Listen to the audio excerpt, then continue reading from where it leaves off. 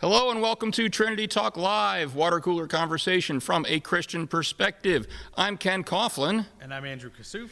And thank you very much. For those of you that didn't tune in last week or last couple of weeks, you might not realize, but Andrew is here very generously giving of his time today to fill in for Ben Lander. Ben was off last week and he's off this week as well because his wife, Katie, is, as he put it a couple weeks ago, 12 months pregnant. Not literally, but she feels like it, and was expecting any day. I have not talked to Ben today, so I don't know if this is actually the latest news. I did talk to him yesterday, and as of yesterday, the baby has not arrived yet. And so Ben obviously is not with us here today because he wants to be there for a moment's notice. But he did also share with me that because the baby hasn't arrived yet, he's not going to be here next week either. So Reese Turner is actually going to be filling in on the show for us next week. But we're basically every week we're having somebody new come on and guest host with us to share with us what their thoughts may be. And my only regret about having Andrew here today is it means we have one less viewer online because Andrew's one of our most reliable viewers. But why don't you tell everybody a little bit about yourself? Well, this way, when I comment, it'll be in real time. You don't have to wait 30 seconds. I don't have to wait the 30 seconds for it to come through on my computer, and then the 30 seconds for me to type out my paragraph, and then however long it takes to be read. So that's cool. I have been attending Trinity a couple years now with my family. I teach in the county at Baylor High School. I teach math, and I teach math at Hartford Community College as an adjunct. Lifelong Christian. My dad's a pastor, and I care deeply about people.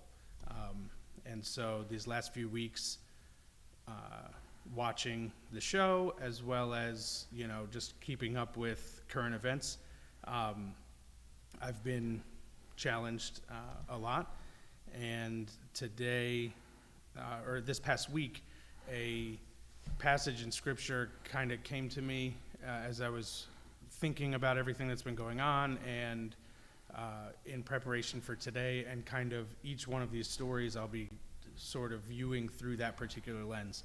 I can go into that now, yeah, go ahead. or I can talk about that later. Go ahead. So Romans 14 particularly, there's two sections.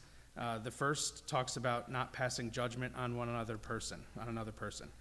And just the first couple verses say, "As for one who is weak in faith, welcome him, but not to quarrel over opinions. One person believes that he may eat anything, while the weak person eats only vegetables.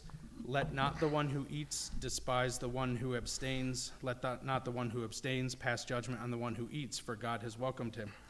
And that continues on in that piece about passing judgment. Then verse 13, as we talk about not causing somebody else to stumble, it says, "Therefore let us not pass judgment on one another any longer, but rather decide not to put a stumbling block or hindrance in the way of a brother." I know many churches choose, for example, not to serve alcohol at a church function, on church grounds, for example, to remove a stumbling block from a recovering addict, and things like that from that perspective. And that I would submit that alcoholic population or addict population is probably a minority in that environment, but there is the desire or the need to not cause that person to stumble, even though it may be okay for me or for this group to partake in that. So as we look at the past few weeks, this thing has come to mind, particularly after last week's show, talking about the removal of statues and things, which has come up before. This isn't the first time that's been in the news. But then again, today's articles, this kind of framework is sort of the mindset that I'm coming to the table with. So there it is early.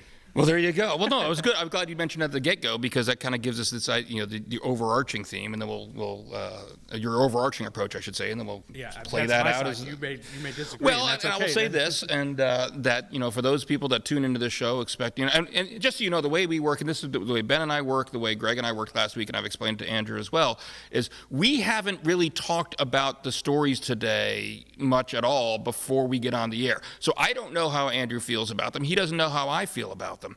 And so we may agree, we may disagree, but for those people that are tuning into this show and expecting that if we disagree, there's going to be fisticuffs across the table, that's not the way we do things. Well, with a 6-foot social distance, it's going to be challenging anyway. And that leads into my opening spiel here about what the show is all about. The show here is, like we say, it's called our subtitle is Water Cooler Conversation from a Christian Perspective. And our goal is to talk about the same things that everybody out there is talking about, but from a Christian perspective. There's certainly no shortage of opinions online about everything happening in the world that aren't really taking the Bible as as God's word, as their source and their foundation. Whereas we here try to do that to kind of enlighten the Christians out there. But hey, here's a couple of Christians sitting at a table talking about what we think about it. You know what? Not to say that we're anything special. We're just ordinary folks, but for what it's worth, at least you're getting some Christians' perspectives on these issues. I do want to invite you as well that the show here, we try to make it as interactive as possible. So if you are watching us live here, whether it be on YouTube or on Facebook, we're on both. We're on the Trinity Joppa YouTube channel. We are also on the Trinity Joppa Facebook page. Whichever avenue you are watching on, if you're watching us live, if you have a question or a comment about anything we say today, please go ahead and put it in the live chat or the comments section on Facebook. I have my lovely computer here that I've got 2 tabs open, one on each for Facebook and YouTube, so I will be able to see when comments come up. Now, I don't always see when comments come up because I'm also talking to Andrew, which is where the glorious producer extraordinaire, also known as my wife, back there, has little signs that she can hold up to let me know, hey, you've got a comment on Facebook you haven't talked about, or you got a comment on YouTube. She'll hold those signs up to let me know, and so we make sure we don't miss it. Gives you the opportunity, if you have a thought, share it, and we can respond to you right here on the air, answer any questions. And I always like to say also that that's not just limited to the particular topics we're talking about, although certainly that's what we usually get, people who agree with us, disagree with us, whatever it may be. But if there's something else that's happened in the world today that is not on our agenda, so to speak, to talk about today, and you want to hear our thoughts on it, put it in the comments section, and with the understanding that we won't be prepped at all to talk about it, we'll let you know what we think. So please feel free to participate as much as possible, and we will return the favor and we'll respond to you. We really appreciate it. So with that being said, we've got 4 stories on the agenda for today, and let's dive in. What do you say? Sounds good. So the first one we're going to be talking about is Bubba Wallace, and this is the sign of me getting old. I got to put the reader glasses on here. So I can't even say it's getting old. I've needed these forever. But and the Bubba Wallace, for those who don't know, he's an American professional stock car racing driver in the NASCAR Cup Series. He is also, I believe, currently, not to say historically, but currently I believe he's the only African-American driver in the NASCAR Cup, I believe. He's certainly one of the most successful African-American drivers in the NASCAR Cup. Sure that's correct. Yeah. There was a race on June 21st or thereabouts, the Geico 500 that was supposed to take place. And understand that, when you have these NASCAR races, every driver obviously gets a garage assigned to them. Well, at the raceway that this race was supposed to take place at, Mr. Wallace and his team were assigned a particular garage, and then a member of his team actually noticed that the pull down, the garage doors they're not automatic garage door openers. They have little ropes where you can pull them down and push them up. And the rope that was attached to his particular garage door was tied in a noose. And not a full-size noose, but that knot, and they did. The individual from his team who saw this did tell Mr. Wallace about it. They did report it to NASCAR. NASCAR did its own investigation to begin with, and they did, for example, look at all the other garages there at the racetrack, and none of them were tied that way. It was only Mr. Wallace's garage was the only one that had the knot tied in this particular fashion. It was reported to the FBI as a potential hate crime. Now, Mr. Wallace did go on a few media outlets after this and did, share his thoughts that this he felt it was a hate crime. He felt it was something specifically targeting him because it was only his garage and none others, and it was specific. It was very clearly tied like a noose.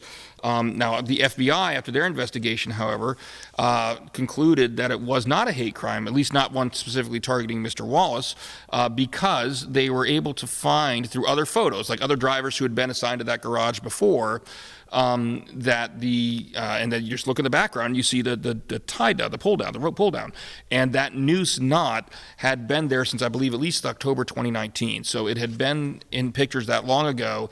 So clearly it was not tied just because Mr. Wallace was assigned that particular garage. It was there beforehand. Afterwards, there's been a lot of reaction. Some people have come out and said that Mr. Wallace was perpetuating a hoax. Mr. Wallace has been an advocate for the Black Lives Matter movement. As a matter of fact, I believe that's actually a sponsor on his car. And so a lot of people, and he was also he was really probably the most instrumental person in the recent decision of NASCAR to stop allowing the Confederate flag to be flown at its events. And so a lot of people criticized Mr. Wallace afterwards, and they said that this whole thing was a hoax. He put it all just to get publicity for him. He has basically said, no, it was not a hoax. He says, he's basically said, look, I wouldn't have changed anything that I did. I did think that this was something that was worthy of investigation. This should have been reported to the FBI. And he does not have regrets. He did say, possibly about the way he worded some things he might, but as far as the overall steps and actions that were taken and reporting it and having it investigated, he says he doesn't have any regrets in that regard. Now, the reason I wanted to bring up this story specifically is because it illustrates for me a couple of cautionary tales. I just recently had an interaction with a fellow Christian on Facebook about this. And this fellow Christian had, and I'm not going to call anybody out by name, but they had shared a meme. And it's one of these pictures where the meme had, on one side it said, "This is a noose," and had a noose tied in a regular, fully recognizable noose knot. And at the other side says, "This is not, learn to tell the difference." And on the other side, it was a garage pull down that was just tied into a loop. Now, I don't know how many people learned their knots as kids, but there is a difference between just tying a loop in something and tying a noose. That's a very specific type of knot. And this person had shared this meme and was very critical of Mr. Wallace and had said that basically thought the whole thing was he was doing his intentional hoax. He says it was all publicity stunt. It was a hoax. The FBI has shown this wasn't a hate crime against him, and he made the whole thing up. Well, a couple things admittedly bothered me about this gentleman's post. The first thing is that meme was false. I mean, the NASCAR last week did release a picture of the actual pull down, and it clearly and unequivocally was tied in a noose. It was whatever picture this was that started circulating the internet that just had this pull down tied in a little loop was not the pull down at issue here. Yeah. I mean, it clearly equivalently was. So, and the gentleman I was spoken to says, well, I shared this before that came out. I get it, but at one point you're criticizing Mr. Wallace for not waiting until the investigation's done and everything, and then you're sharing this meme when you don't know for sure if that's really the accurate information. It turned out it wasn't accurate information. So I did find it to be a little bit hypocritical in that regard. It's like you're going to blame him for spreading, fostering what this person said, fostering racial division. Unnecessarily based on false information. It's like, well, the information that turns out to be false after the FBI investigates it, it's like, well, so did you, in the sense that you jumped to share this meme purporting that this particular picture was a picture of the actual tie down, and after the investigation, guess what? It wasn't. But my bigger issue was this, and this I'll share my thoughts on the whole Bubba Wallace issue here, and then field it to you to see what you think.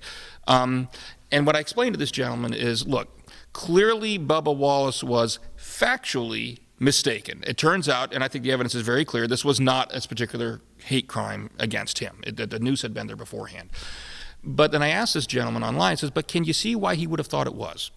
Can we put ourselves, as Christians, try to put ourselves in someone else's shoes for a minute, understanding that we're never going to be able to? I mean, look, I am a grew up a military family, middle class, white neighborhoods. I mean, that's my background. So there are things that I openly admit about the African American experience in our country that I'm never going to be able to fully understand because I can't literally be in their shoes.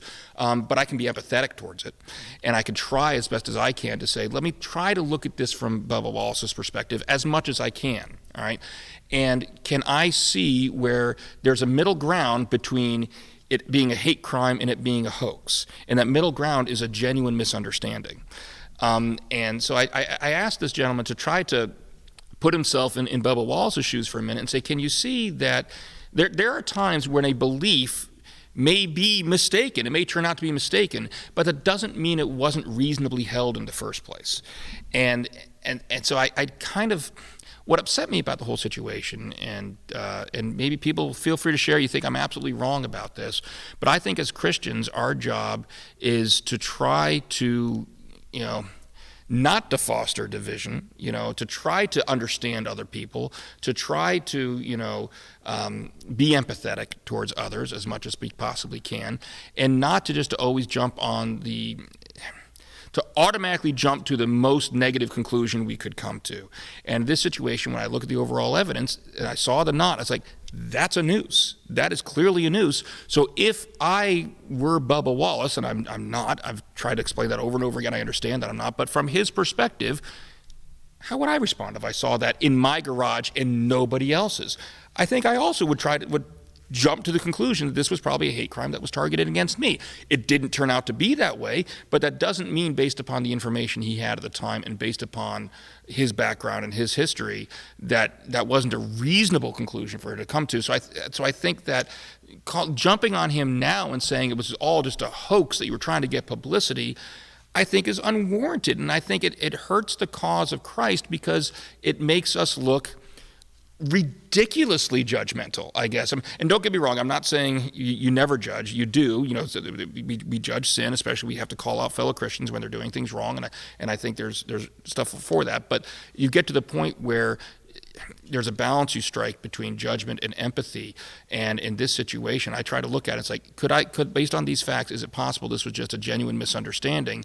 If so, I need to be number one, be more empathetic towards Bubba Wallace, and number two, ask, why? What is it about our culture, about our society, that would lead a man like him to automatically jump to that conclusion that it was a hate crime? And are there underlying issues there that we can address, that we as Christians can try to improve upon? Those are my thoughts. All right. You're up. Back to this passage, verse 10, in, again, Romans 14, it talks about, why do you pass judgment on your brother? Or why do you despise your brother? For we all stand before the judgment seat of God. For it's written, as I live, says the Lord, every knee shall bow to me and every tongue shall confess to God. So then each of us will give an account of himself to God. So we're responsible ultimately to God, and he's the ultimate judge of things. And I agree that as Christians, when we are truly walking with Christ, our goal or our objective is to strive to be more like him. And of all of the religions that I've been exposed to, Christianity is the only religion, or faith where the Godhead has come as a person to live the human experience. And in that, he truly empathizes with us because he's experienced what we've experienced on all levels. And so if he, living the human experience, was empathizing with the least of these, with the minorities, with sinners like us, we should do no different. And so quick judgment and, vocal judgment on any side of an issue, I think is dangerous and counter our faith. I do have two questions that you may or may not know the answer to. First, do you know how the garages are assigned at each race? Is it like random? Because his team did investigate before they even reported that it was only his garage. Right. So they knew that prior to an investigation, which is why then you feel that this is a targeted thing, because as we've done a quick thing, they're not all that way. It's only mine. Did somebody put it here for me? So now the next question that I have, which you didn't address, is was he specifically assigned that for some reason? And I don't know how that process. And it's funny because my wife and I were just talking about the exact issue the other day, yesterday I think it was, wasn't it, honey? I don't know, and that's the question that she raised actually in the conversation. Is, well, wait a minute, if we're talking about waiting until all the facts come in, just because that rope was there before doesn't necessarily mean he wasn't targeted. If the person who assigned it knew the rope was there and for that reason assigned it to the garage. But to my knowledge, and I don't think the investigation went there as far as I know, so we can't jump to that conclusion. We can't say that did happen. But it's a good question. I don't know. And then the second thing is, would there have been a different reaction at a different time in history? Like if this had happened a year ago or 2 years ago, would the reaction have been different? I don't know the answer to that, but I think regardless of the reaction, again, if we're thinking about a stumbling block for somebody else, that's just inappropriate. And that could and very obviously was a stumbling block. Now I know if just last week or the week before they were talking about the removal of the Confederate flag, this probably was something in the culture of NASCAR. I've been to one race and I fell asleep. Don't judge me.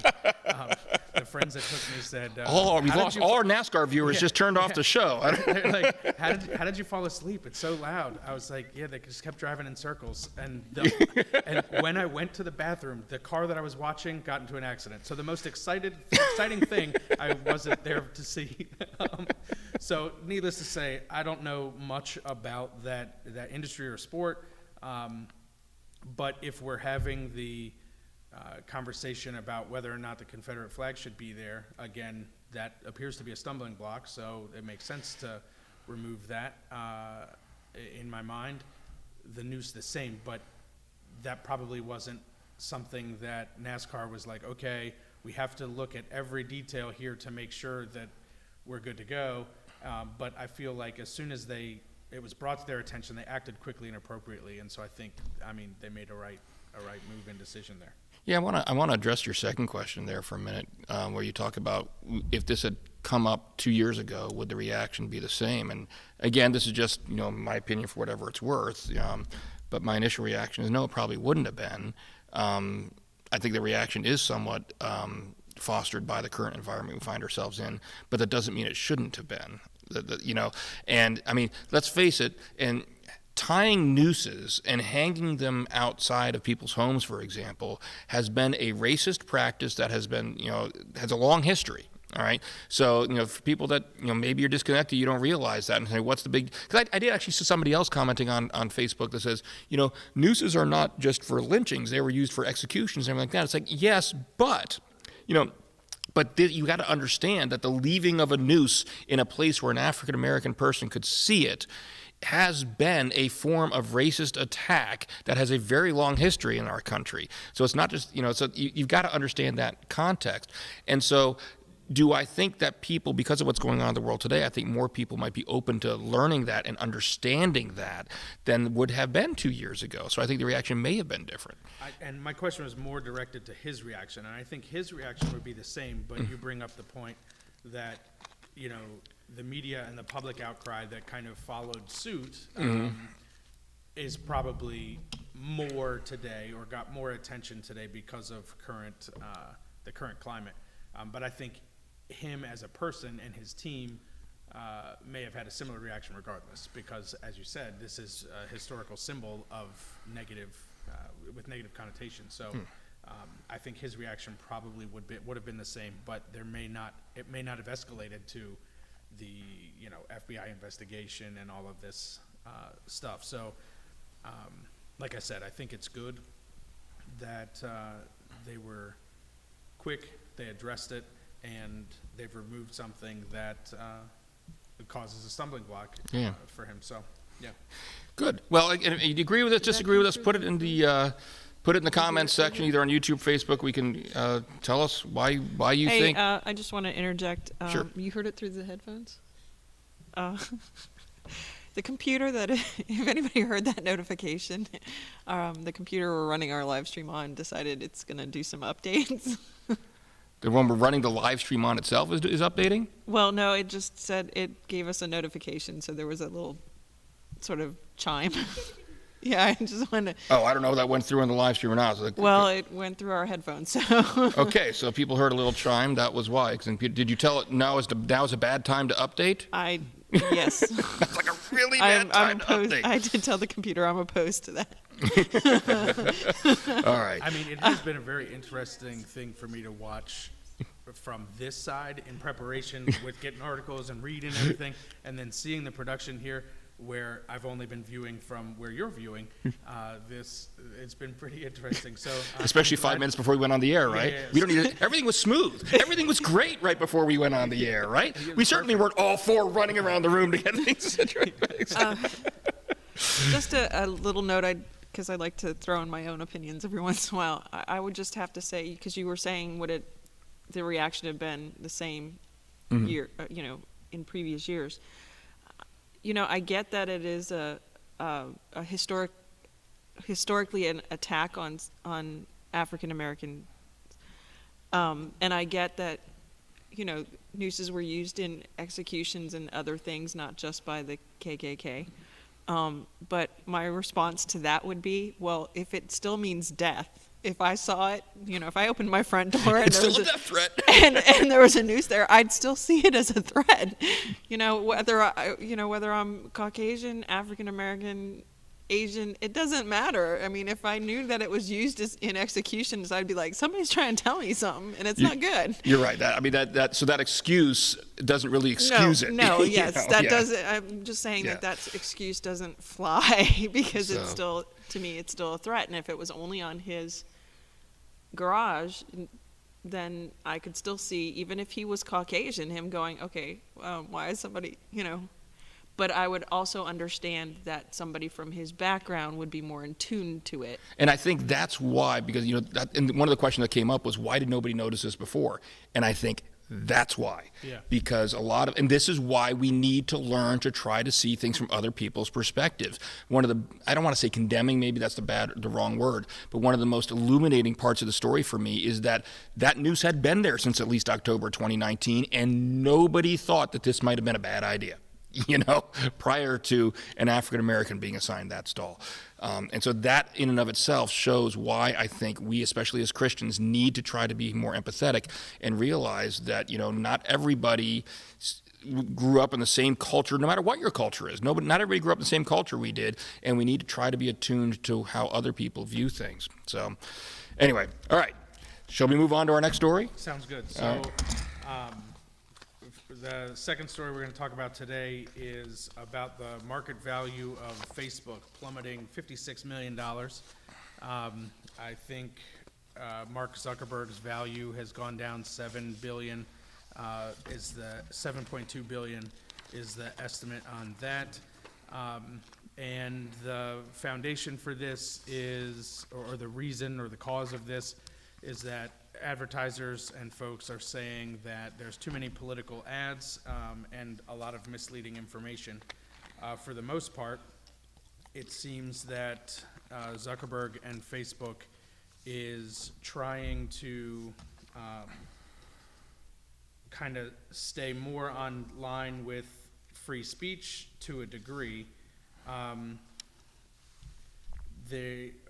A different article I looked at said that while some companies are targeting social media generally, including Twitter, many are singling out Facebook specifically because Zuckerberg has been more reluctant to putting limits on discourse, notably controversial posts by the president saying that he doesn't want Facebook to be the arbiter of what's true or not. So trying to stay with kind of on a free speech side. Now, he is making some changes. He said that we already restrict certain types of content in ads that we allow in regular posts, but we want to do more to prohibit the kind of divisive and inflammatory language that has been used to sow discord. Today, we're prohibiting a wider category of hate content in ads. He also said that newsworthy content that would otherwise violate the platform's rules, including statements from politicians, would now be labeled and kept up unless it enticed voter suppression or violence. So they're going to keep the information there. They're just going to put a tag on there or some label, but not a removal of it unless it's to that extreme. And he said there is no newsworthiness exemption to content that incites violence or suppresses voting, even if a politician or government official says it. If we determine that content may lead to violence or deprive people their right to vote, we'll take that content down. So that's kind of the story, what's going on. They're taking a bit of a hit financially for that. A bit of a hit? Yeah, but a big hit. The reason I say they've had other advertisers pull before, but this is a very big concerted effort where the list of advertisers is increasing dramatically. Another article said that questions, will Mark Zuckerberg budge on a bunch of things while all of these advertisers are pulling out their advertising. It says many of these companies rely heavily on the Facebook advertising for their sales. So although they're pulling out, there is a question that they may have to come back regardless. So there's this fight between where the advertising companies have gone somewhat political, but may end up being motivated by the bottom line for themselves, where Facebook has said that we've been consistent that we do not make policy changes tied to revenue pressure. We set our policies based on principles rather than business interests. So that's Facebook's position. And the companies are making a move, and they're making it in a large way. They, in today's climate where people are streaming more TV and not necessarily watching it live, they get a lot of their ad information from the computer. And so will they be able to sustain that pressure? Will Facebook move?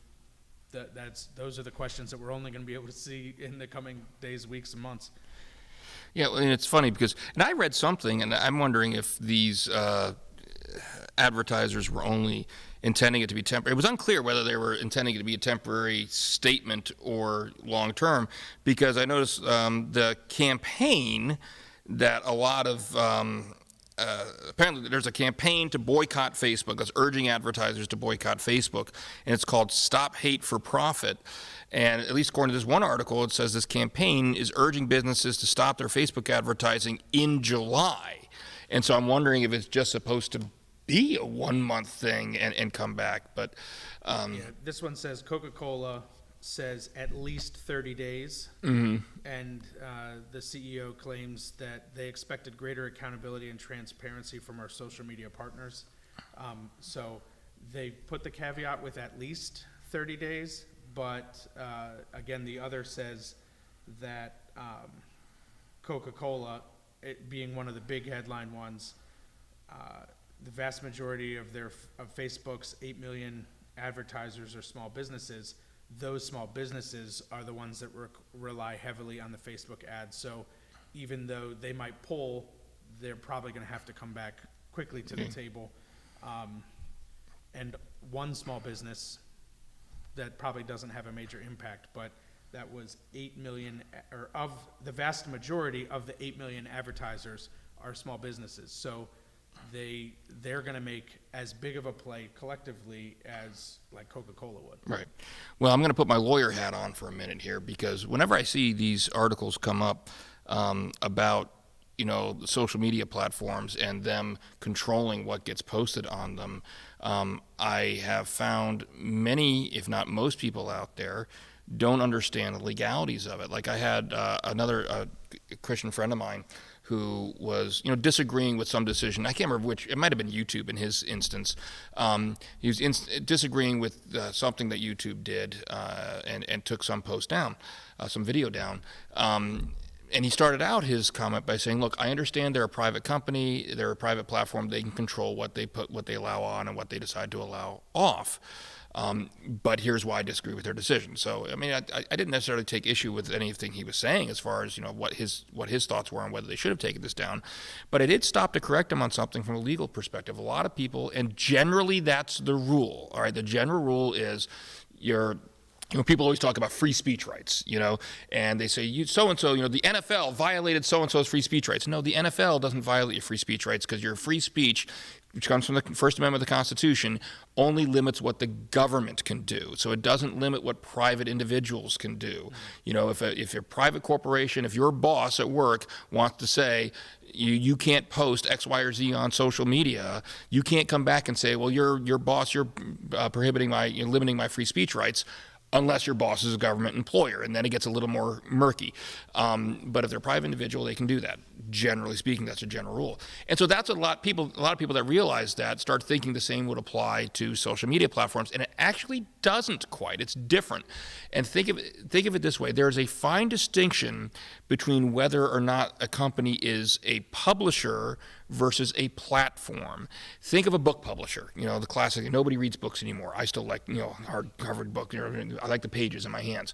But if an author writes something that is completely defamatory, that is, completely false and casting someone in a bad light, and the publisher decides to publish that book, well, the publisher themselves can be sued over it because they made the decision to publish something that was false and that was defamatory. Well, the question arose in several court cases a few years back when the social media phenomenon was starting to grow is, wait a minute, are these social media platforms, are they publishers? Because if they're publishers, that means they're responsible and can be held liable for everything that everybody puts on them. And so if you put false information on there, you could sue Facebook for allowing some person to post that. Well, it doesn't take a genius to figure out what that would do if you allowed people to sue Facebook for every false thing that gets put on it, what that would do to Facebook. There'd be no Facebook, Yeah. right. And so the court cases that came out basically says, no, you're not a publisher, you're a platform. You're like a bulletin board. This allows people to post things. However, these social media companies still need to be very careful, because if they the reason they can get away with calling themselves platforms is precisely because they don't police what gets put on there. It's a free-for-all. Whoever wants to post can post. So the more restrictions they put on what can be posted and what can't be, they start walking that line towards getting closer and closer to being a publisher, and they're opening themselves up to a court saying, you're a publisher now, you control too much of the content of what goes on and what doesn't, now you can be sued for that content that goes on there. Yeah. So it's tough. I mean, and believe me, I've been very critical of and it's funny to me because I think people on both sides of the political aisle have at various points in time criticized Facebook and think that Facebook is totally favoring the other side of the aisle. And I have been critical of some of the decisions they have made, and particularly YouTube, which, we're on YouTube, maybe not after this show, I don't know, but we're small enough potatoes that I think we fly under their radar. You're on Facebook too. What's that? I'm on Facebook too. Yes, we are. So I've been more critical of YouTube than I have of Facebook. I will say of some of their decisions they've made. But I'm very sympathetic, and from that perspective, that when people are always calling them, you should limit this, you should limit that. Understand, Facebook has to be very careful. All social media places have to be very careful about how much limitation they put on what people are allowed to post, because if they cross that line and some judge thinks they've gone too far, now all of a sudden they're opening themselves up to being sued over what you, I, or Joe Schmo in Georgia posts on his personal page. Yeah. So, and I think, going back to, as I said, my framework here is this Romans 14 bit. For me, as far as stumbling blocks, I think the responsibility falls to the person who's posting for that reason. Yeah. It's a platform. And so for me, on my page, and on the things that I'm sharing and posting, as a Christian who, as I said earlier, cares about people, before I post. Your mom always said, if you have nothing nice to say, don't say anything at all, right? So I try to think where I don't always, before I speak, because I'm flawed as well, before I post, I try to make sure that this thing that I'm putting up isn't something that's going to be offensive or a stumbling block piece. So I think the onus really falls on the individual to make sure that what they're posting is appropriate, just like the onus would fall on the publisher to make sure that what they're posting is and publishing is not or is appropriate. So with Facebook being a platform, I don't know that it's necessarily their responsibility. It's our responsibility as Christians. And when we see people doing that, I think we're to call them out and raise that point and enter in a bit of a conversation, knowing that any political discourse on Facebook usually doesn't bring anybody to any kind of agreement. It just incites more argument. But if we just sit back and let our friends post this, that, or the other, we then become part of that problem, I think.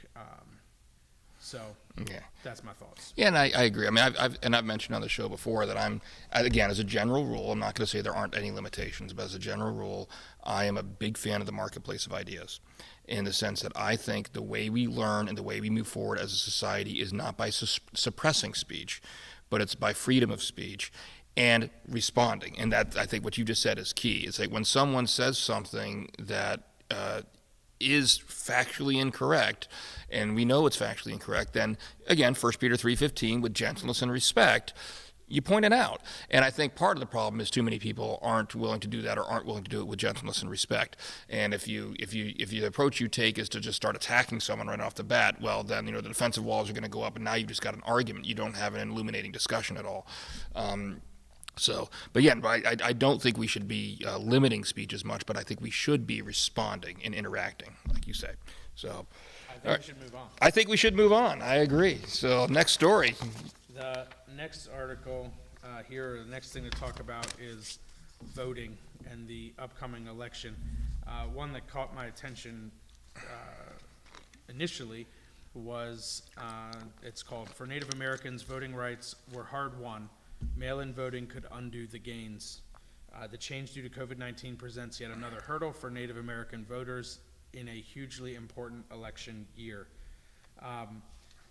This article looks at a particular individual who works as a manager at a public broadcasting station for a Native American community in Montana. He also is a founding member of a voter coalition, which is a nonpartisan group that's been mobilizing Native voters on the reservation to cast their ballots since the early 1990s. It says that for Native Americans, there are a couple challenges, and some of these challenges may be similar to other minority groups around the country. They don't necessarily have a car to be able to drive 80 miles to a voter drop-off box to cast a ballot. If they shut down the satellite offices and the satellite voting places that have come up since 2012 to help their voting ability,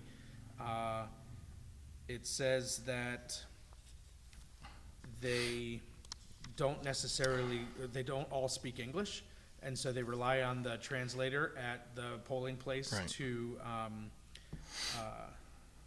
be able to decipher what's going on. It's also hard for them to receive ballots because of their addresses on the reservation aren't a traditional or a typical address that our post office necessarily responds. So getting a mail-in ballot is a challenge to begin with, and various other things. The article says that while Montana saw a record primary turnout on June 2nd this year with 389,000 ballots cast, compared to 293,000 in 2016's primary. According to the Montana Public Radio, 3 counties with the lowest turnout were home to the Native American tribes there. The turnout there was just 46%. And those counties had previously had a 72% turnout. So that hit them pretty hard. Yeah, I'll throw it to you for now. All right. Keep looking at some of this other stuff. Well, the first thing I'm going to mention is an apology to our viewers at home.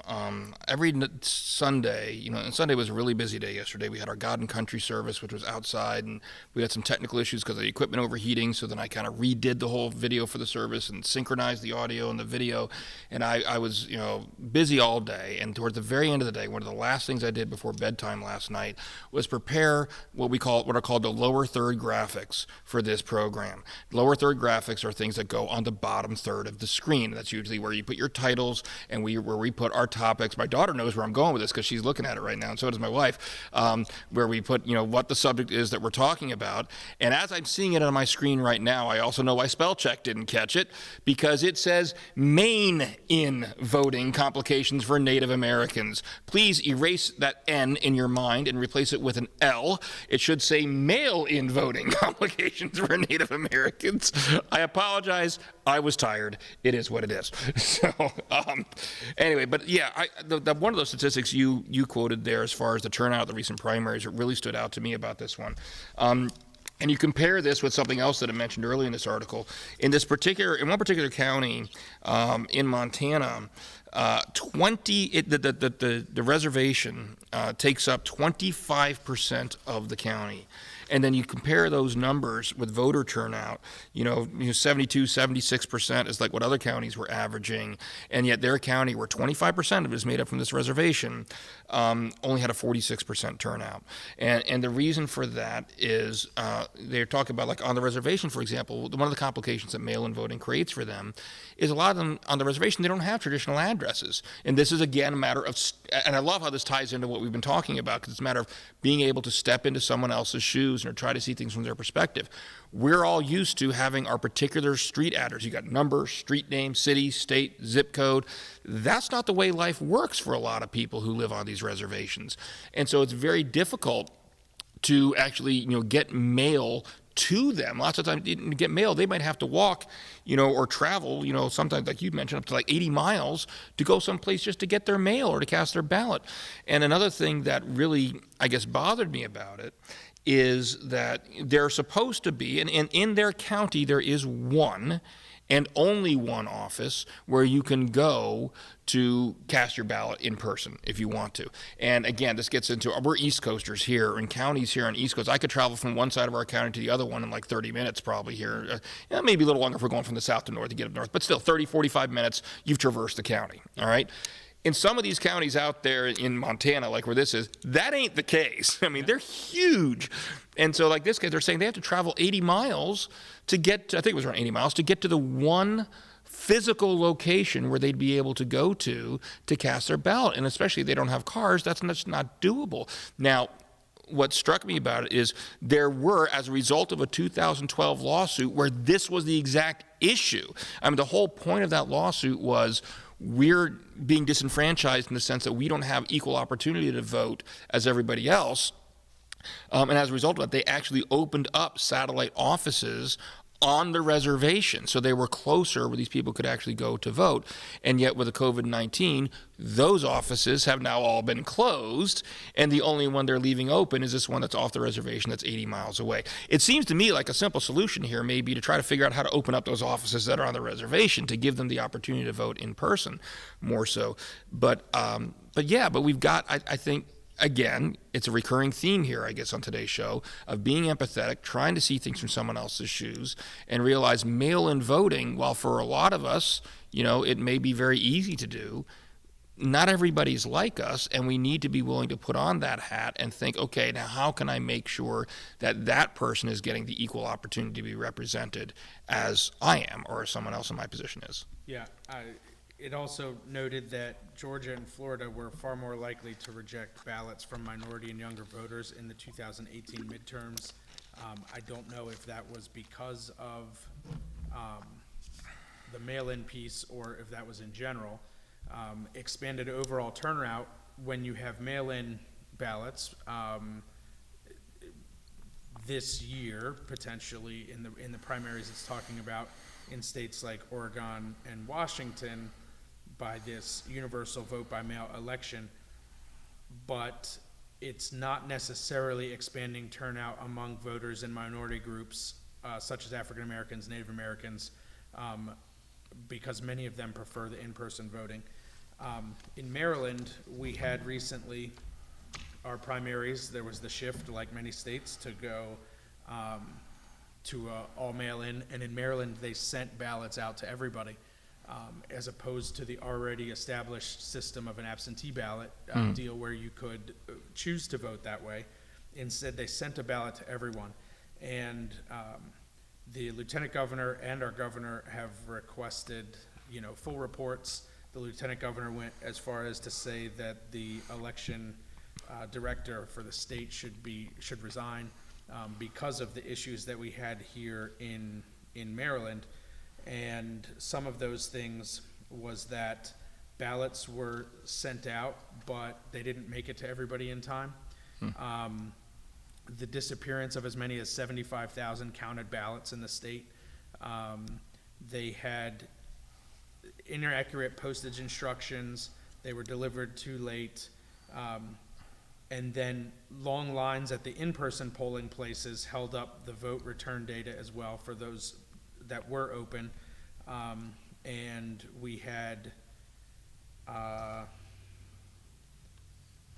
many people, and this particularly was at Baltimore City, many folks there at the polling places had said that they never even received it. So where did those ballots go? Right. Did somebody then vote, turn those in? With a mail-in thing, when I request it, that to me seems maybe a little bit more secure than just, hey, we're going to send it out to everybody. And at first glance, I was saying, or I thought, well, that fixes the COVID problem because, we're just going to send it to everybody and they can vote from home. That's a wonderful thing. And then in talking with other folks, including my dad, I started to process a little differently. And I think the better solution to include the minority groups as well as others is to encourage the absentee ballot system if you're not comfortable to come in. But if you are comfortable to come in and you're passionate about the issues that are coming up in this election, and you're moved to vote, which I recommend everybody does, because we have the freedom to do that. We should do that. That's our right and our privilege. I think they need to find across the country a way to open the polling places and follow social distancing measures that retail and everybody else has to do if they're going to open. But to close it down, maybe we extend early voting time period, or there's so many different options. I think the focus needs to be more on how do we accommodate people that want to do the mail-in. That system exists, but how do we also accommodate the people who want to come in and do it in a safe way? There is an answer. It's just a matter of we got to look at both sides so that we do get the largest, a larger turnout, and we're not excluding any particular people group, whether Native Americans, African Americans, or whatever. Well, and that last point you make is what really hits home with me, because my thinking is, look, even if there were no problems whatsoever with mail-in, even if we could work out every logistical issue and it was all perfect, all right, for us, all right, the fact of the matter is like, too often, I think in this world, humanities, we try to have a one-size-fits-all solution where we want to simplify things, and we want to just say, well, here's the one answer and that's all we're going to do. And inevitably, when we do that, that one answer we come up with is whatever makes sense for our setting, for our culture, for our position, and we don't think about people who are in different cultures, different settings, different positions. And so even let's say the mail-in could be executed perfectly. All right, and in the sense that everybody who's like us, we have a physical mailing address, and they could be done without any fraud. It could be done without any, counting issues, any lost ballots, anything like that. That still doesn't mean it's the one-size-fits-all solution. It should be the only way we do the voting, because you've got to think about people who aren't in your position and making sure they're represented. That's the huge issue with these folks. Which again comes back to removing the stumbling blocks, and it may be okay for me, but that's causing somebody else to stumble or not have access here. I think that's important. So. Well, exactly. And I know we got to move on to our last story here, but think about it. If you're trying to share the gospel with someone who lives in a circumstance similar to these folks on this Indian reservation, or I'm sorry, I apologize, Native American reservation, and you're trying to share the gospel with them, and they and in the meantime you're saying, well, I think that we should only do the mail-in ballots, and that's all we should do, because I think it's more convenient, all this. What are they hearing from you? They're hearing from you, oh, you don't care about me. Yeah. You don't care about me being represented. So if you don't care about me, why should I believe that Jesus cares about me, which is the other thing you're trying to communicate to me? And you lose credibility when you're not willing to listen to people and be empathetic. Doesn't mean you need to agree with everything. Sometimes people are unreasonable. Let's face it. That's human nature, all right? But at least be willing to listen. Yeah, and in the article it said, people said that very point, like, I feel like my vote doesn't count.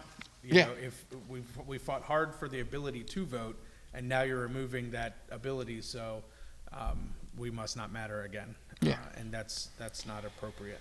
I think it goes back to what Nikki Lerner said in that Faithful Conversations event we had, which is always asking yourself, particularly in this situation where we have to come up with a new normal or a new way of doing things, who's missing? Yeah. Who's missing when we're making these decisions, or whose thoughts have I not at least collected before I start trying to decide what's the best course of action, And involved.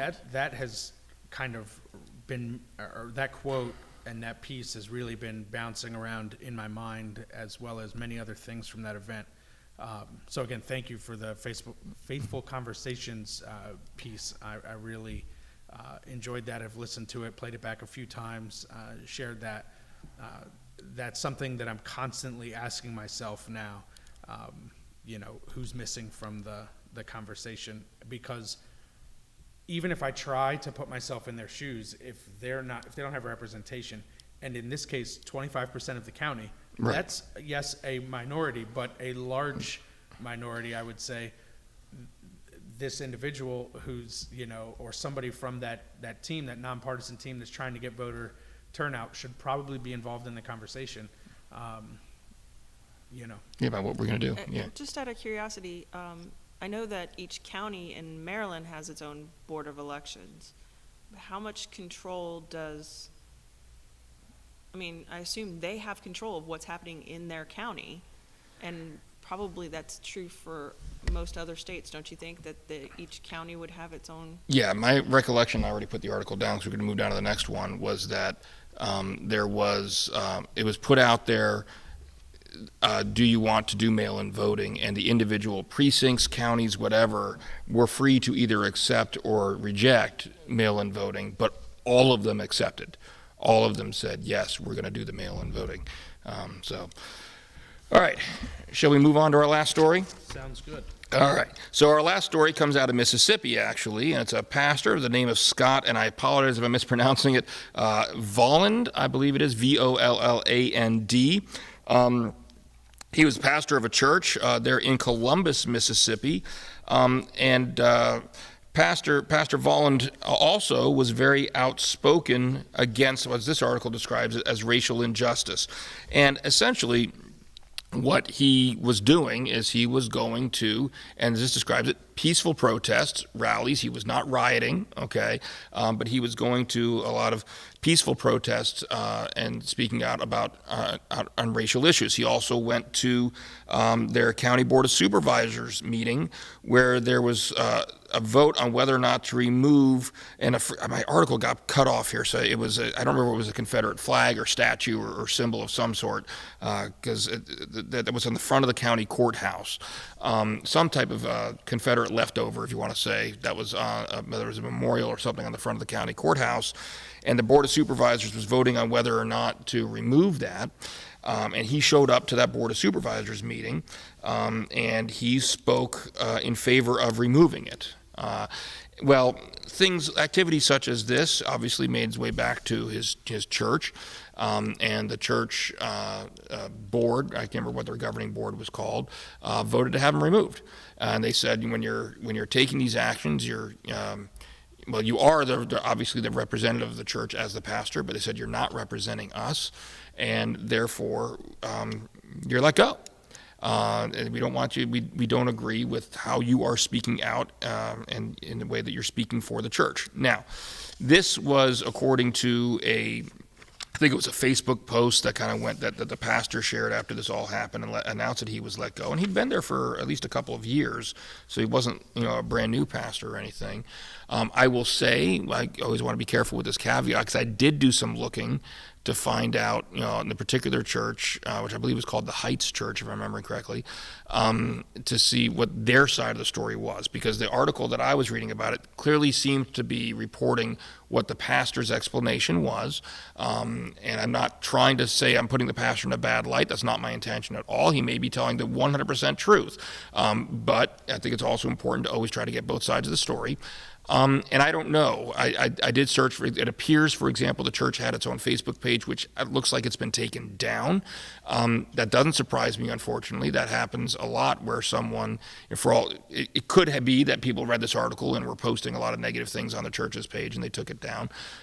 So I was not able to get the church's side of the story as far as whether they agree that this is why they let him go or not. But at least according to him, it was because he was outspoken on these particular issues, and that his church let him go. And I know, do you want to talk about the other story that you found coming out of Mississippi too in context of this? Or? I mean, I have it. Your article that you sent is dated June 26th, and article dated today. Yesterday, in Mississippi, they voted in the House and Senate by a large majority with bipartisan support to remove the Confederate flag as a piece of their state flag. That is the last state flag in our country that still has that image or that component on their state flag. So I found it interesting that this particular church appears to be hardline on a particular stance when the rest of the state seems to be going the other direction in a more inclusive, more open stance and more accepting. And I feel like as Christians we are supposed to be, as Jesus was, accepting and inclusive to be able to have conversation and dialogue and extend Christ's love. And it doesn't appear that this church maybe is doing that as a whole. As far as we can tell, yeah. Yeah. I saw a sign somebody posted on Facebook the other day, the like paint by hand signs that you could do at like a store. And it was a sign for inside your house, and it says welcome-ish, depends on who you are. And so, like, that's funny, but, like, in this context, but it's, church, Jesus went and ate with tax collectors. He hung out at the well. He went to the well and spoke with the Samaritan woman. He was constantly doing work with and spending time with the least of these. And even before Jesus, God really has, he wants people to come to him which is why he sent Jesus to begin with.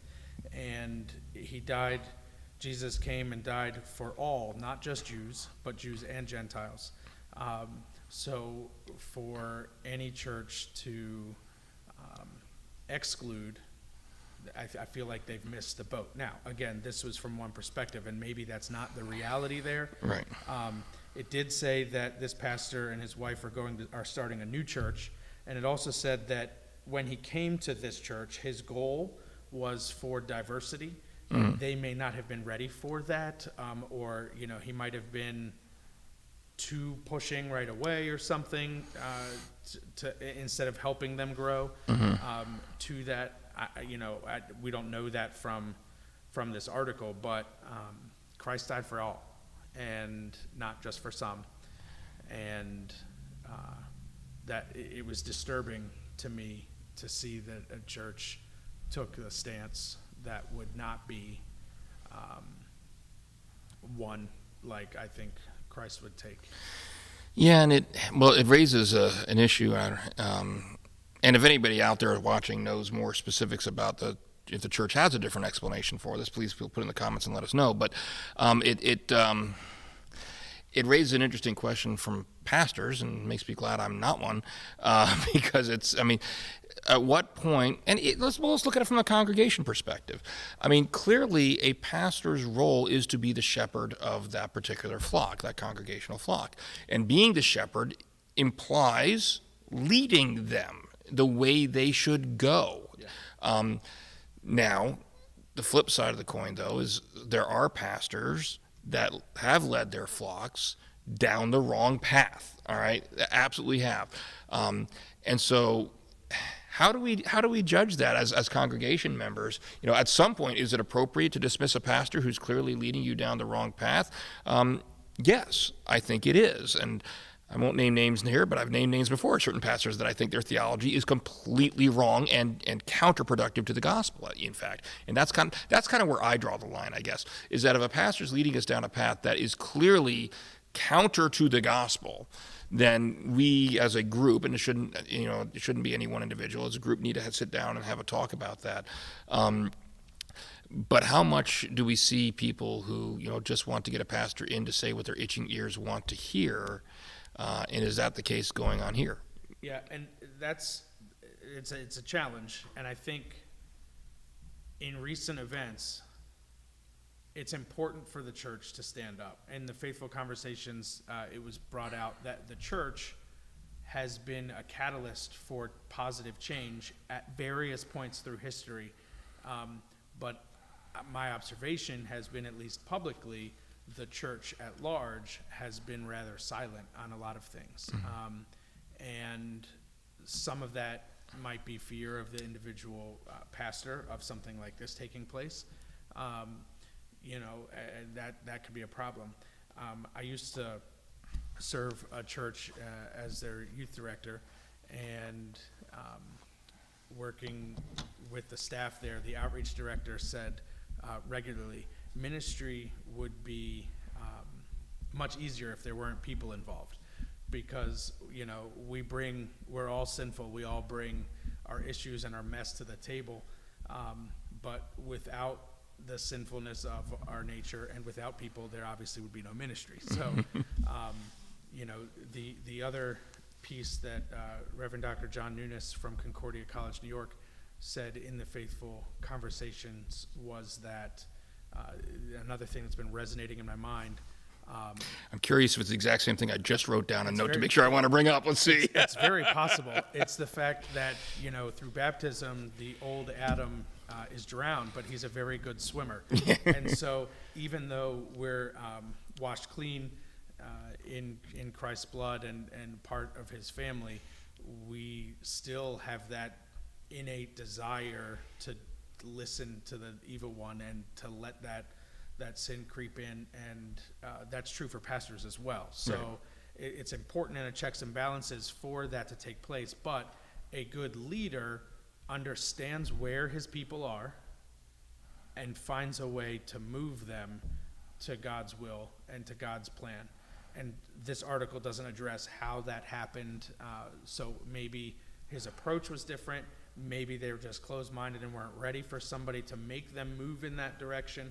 I don't know the answer to that, but a good leader assesses where the people are and then works to move them to the next thing in a way that and at a pace that they're comfortable.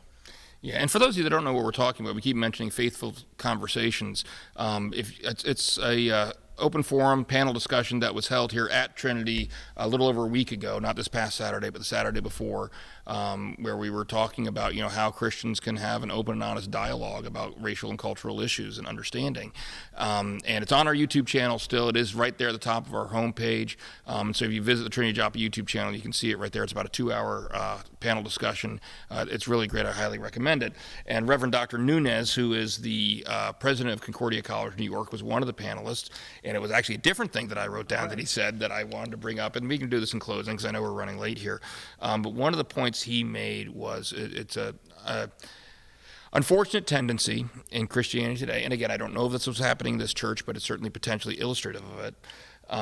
That we seem to think, too many people in the Christian church on both sides of the theological aisle, if you want to call it that, you're conservative Christians, you're more liberal Christians, seem to think that the gospel message just coincidentally happens to line up perfectly with the political platform of whatever party they're supportive of, and whether it be the extreme left political platform or the extreme right political platform.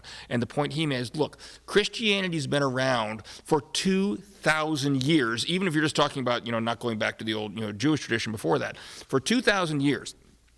And are you telling me that the Christian gospel message for 2,000 years, it's just nobody's quite been able to figure it out exactly. And here we go, almost 2,000 years later, your particular political party in your particular part of the world just happens to get it 100% right. I mean, just think about that for a second and reflect on that for a second. And he talked about being willing, but his words, not mine, to be willing to betray your tribe. And he said there are times that, yes, we may identify with this party more so than that party or whatever, but our ultimate loyalty needs to be to the gospel. And that sometimes is going to mean, again, as he puts it, betraying your tribe and telling people that otherwise you're on the same side with that. That's not right. I don't agree with you in that particular instance. And I do think, again, I don't know if it's particularly what's going on in this church, but I do think you see instances in churches, again, on both sides of the aisle that tend to show more loyalty to their political stance than they do the gospel. And they just gospelize it up to make it sound like they're really saying something that's gospel-oriented and trying to bring Jesus into it almost to validate something that really is not really putting the gospel first. Yeah. So, all right. So I apologize that we've gone a little late. It's probably my fault. You invited a talker to this event. Hello. I mean, my wife is teaching a class today, and our kids are at Grandma and Grandpa camp at my parents' this week. So I really have nothing else to do. I might watch Kids Zone Live later at 4 just because. So we keep talking. They might get mad at me. I promised them lunch. Yes. Speaking of my wife and daughter behind the camera, in case anybody was wondering what we're talking about. Anyway, no, that's great. Thank you very much for coming, Andrew. This was fantastic. I appreciate it. And I don't know if we're to our longest episode ever yet, although we're probably getting pretty close. So, hey, thank you very much, everybody, for joining us. You and Ben are not quiet people. All right, thank you very much, everybody, for joining us here today. Just a reminder, we are here every Monday at 12 noon, both on the Trinity Joppa Facebook page and Trinity Joppa YouTube channel. Again, next week, Ben's not going to be back yet. We're still waiting. We're still on baby watch. And so next week, I'm going to be joined by Reese Turner, who is our, I think I'm getting this right, community care director. Am I right here at the church? Community and congregation care. Community and congregation care. All right. Or congregation and community care. So her job is basically I refer to our meetings as the CNCC meetings. Yeah. Her job is basically to listen to people and hear what their needs are and to see what we as a church can do to meet their needs, whether it's people here in our congregation or the people that are outside of it. So she's going to be a great asset to have sitting on the other side of the table. And if the baby still doesn't come, maybe I'll be able to convince this guy to come back again for another episode. We'll see. So we're all playing it by ear with Ben and when he thinks he'll be able to come back. But thank you very much for agreeing to come in. Thanks for having me. This was your Trinity Joppa channel debut. There you go. You survived. and he more than survived. He helped us get things up and running as things weren't working 5 minutes beforehand. I can confess, now that we're at the end of the show, and the biggest problem was my spelling error on one of the lower thirds. It wasn't the biggest problem. You can tell me later. My wife's shaking her head. Now I'm worried but I'll disclose that we had some issues at the very beginning. But anyway, thank you again very much. Thank you all for watching, and God bless.